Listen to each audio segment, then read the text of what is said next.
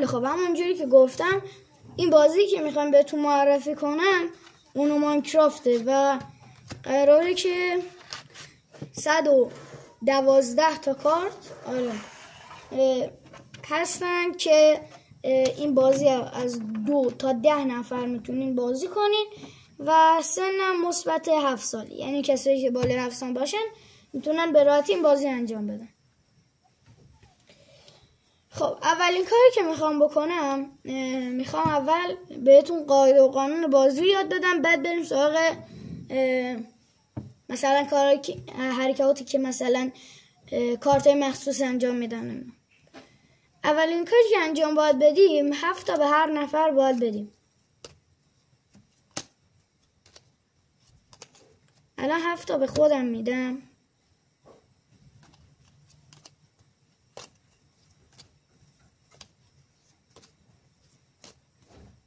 7 تا میدم به این ور، 3 4 5 6 7 تا هم اینجاست. الان من چه کنم؟ خب الان اینجوریه، اینم اینجا باید باشه، اینم باید اینجا باشه. خب کاری اولی که باید انجام بدیم چیه؟ اینه که یک کارت از روی این دست کارت ها رو کنیم و اگه مثبت 2 بود مثل الان باید بذاریمش سر جاش، یعنی سر جاش که نه، باید بذاریمش وسط دست کارت ها. دوباره یکی دیگه باید رو کنیم. 9 کارت 9. الان باید ببینم که داخل دستم کارت 9 دارم یا کارت سبز دارم. میبینم که 9 ندارم ولی کارت سبز رنگ دارم. کارت سبز رنگ هم میذارم. نوبت به نفر بعدی میرسه. نفر بعدی یه سبز داره و 9 هم که نداره، خب پس سبزشو میذاره. میرسه به نفر بعدی. نفر بعدی هم کلی سبز داره، یکی از سبزاشو میذاره. به همین صورت بازی ادامه پیدا میکنه مگر اینکه مثلا الان اینجا این باشه، زرد باشه کارت. خب الان این زمینمون اینه. خب بعد من یه کارت دیگه از این ویلیجر دارم دیگه. خب میتونم بذارم روش. چرا؟ چون درست رنگش یکی نیست ولی خب علامتاشون یکی هن. این برگشته، اینم برگشته. حالا بهتون توضیح میدم که برگشت چی و اینا. بعد دیگه چند تا کارت داریم که قدرت دارن، مثل همین برگشت که گفتم. این کارت رو وقتی بازی میکنین، این کارت رو وقتی بازی میکنین مثلا نوبت داره اینجوری میچرخه، ایشون بازی کرده، من این کارت رو میذارم. وقتی این کارت رو من میذارم بازی برمیگرده، دوباره برمیگرده به ایشون، بعد ایشون دوباره جهت بازی عوض میشه. خب کارت بعدی که میخوام بهتون بگم که حرکتش چیه، کارت مثبت 2. مثبت 2 چیکار میکنه؟ مثبت 2 وقتی که بیاد رو اینا، نفر بعدی مثلا ایشون الان مثبت 2 بازی کرده، نفر بعدیش که این باشه باید 2 تا برداره. از کجا؟ از روی این دست کارت بزرگا که اینجا داریم. یعنی در کل بازی اینجوریه، به هر نفر 7 تا کارت میدیم. کارتای زمینه داریم که میشه اینا و کارتای سوخته داریم که میشه اینا و اینم بازیکنامونه. خب اینم خود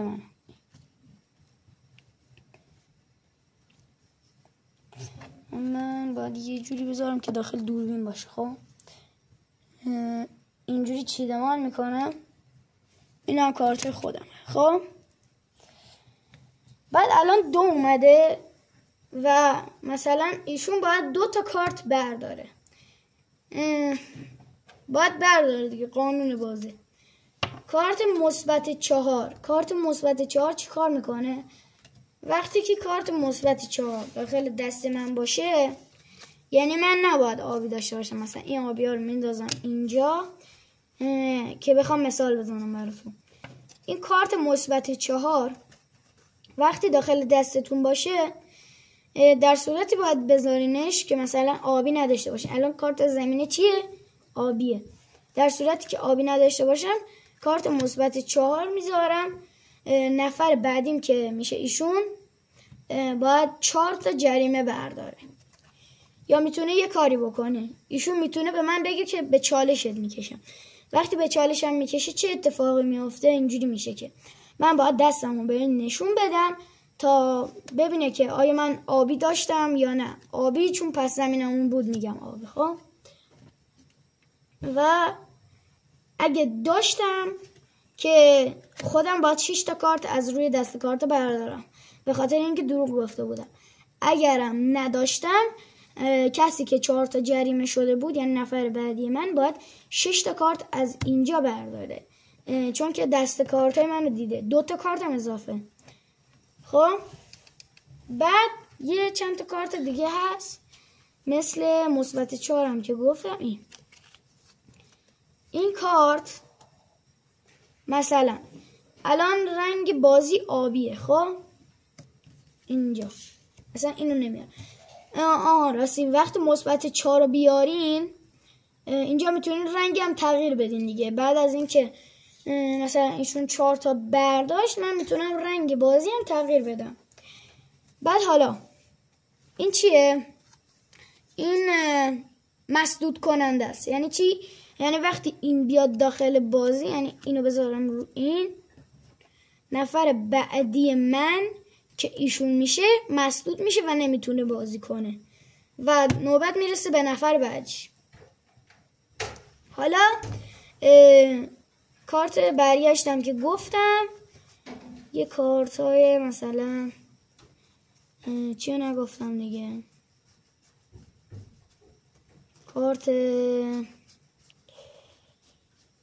یه لحظه. خب اینا که کارتی نیست که نگفته باشم. ببینم اینجا چی داریم.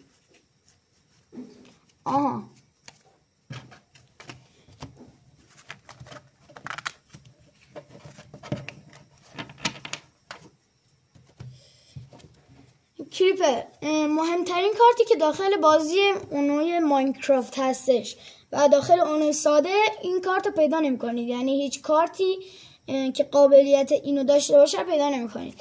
راستش یه جوری بده. مثلا چه جوری میگم بده؟ ایشون مثبت 2 آورده، ایشون مثلا اینو میگم، این مثبت 2 آورده، من باید 2 تا کارت از روی زمین بردارم. مگه نه؟ خب این 2 تا کارت رو که به دستم اضافه کردم، اگه داخلش کریپر بود باید سریع کریپر رو نشون بدم بردارم، بعد به جاش 3 تا کارتم بردارم. این میشه جریمه ای من. خب چون کریپر برداشته بودم، حالا دیگه دست من که نبوده، ولی خب بعد دیگه میتونیم چیز کنم. اگه تو دست اول که اون موقعی که 7 تا پخش میکردیم، اگه اون موقع کریپر بیاد داخل دستتون، نیاز نیست نشون بدین و کارشو انجام بدین، میذارین بمونه داخل دستتون به عنوان کارت آزاد. حالا کارت آزاد چیه؟ کارت آزادو مثلا چه مدلی بگم کارت آزاد؟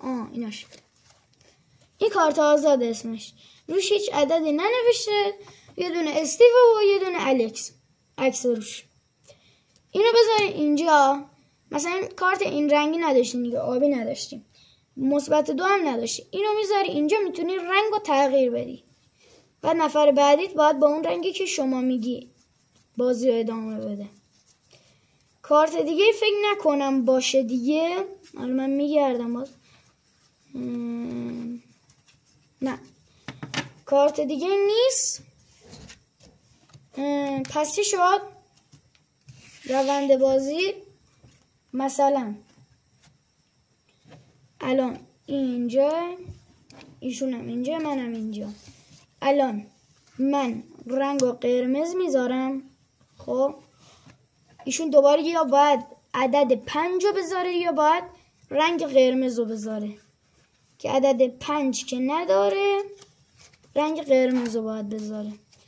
کارتاشو میذاره سر جاش. نفر بعدی اینجا نه قرمز داره نه عدد 5 داره، مجبور میشه یکی از کارتای روی زمین رو برداره. اگه قرمز یا 5 یا 3 بود میتونه بذاره رو کارتا. خب دوباره نوبت میرسه به من. قرمز دارم، قرمز میذارم. نوبت بهشون میرسه. نه قرمز داره نه 9 کارت برمیداره، نمیتونه بازی کنه. میرسه به نفر بعدی. نفر بعدی 9 که نداره، پس باید قرمز هم نداشت. قرمز داشت؟ نه قرمز هم نداشت. و یه کارت از روی دست کارتا برداره که نه 9 نه قرمز، نمیتونه بازی کنه، میشینه سر جاش. همینجوری بازی رو ادامه میدیم تا یه نفر دست کارتاش تموم بشه. کسی که زودتر از همه دست کارتاش تموم بشه بازی رو برده و بازی تموم میشه. و یه قانون دیگه هم یادم رفت بگم. مثلا الان من همه کارتامو گذاشتم و فقط یه کارت داخل دستم مونده، باید سریعا بگن تک کارت. قبل از نوبت بازیکن بعدی باید بگم تک کارت. اگه نوبت بازیکن بعدی بشه و من هنوز نگفته باشم تک کارت، باید 2 تا کارت از رو زمین سوخته ها بردارم. امیدوارم که خوشتون اومده باشه. قطعا این بازی رو بخرین چون خیلی کیف میده. حالا مدل هری پاتریش هست، سادهش هست. تنها فرقی که داشت این بود که کریپر بود. گفتم هری پاتریش هم فکر کنم قانون خاص خودش رو داشته باشه. این کانال هم دنبال کنین، کانال ماهان رویال. حالا عکسش رو صفحه میاد، حتما دنبالش کنین. خداحافظ تا ویدیوی بعدی. حتما کانال هم دنبال کنین ها.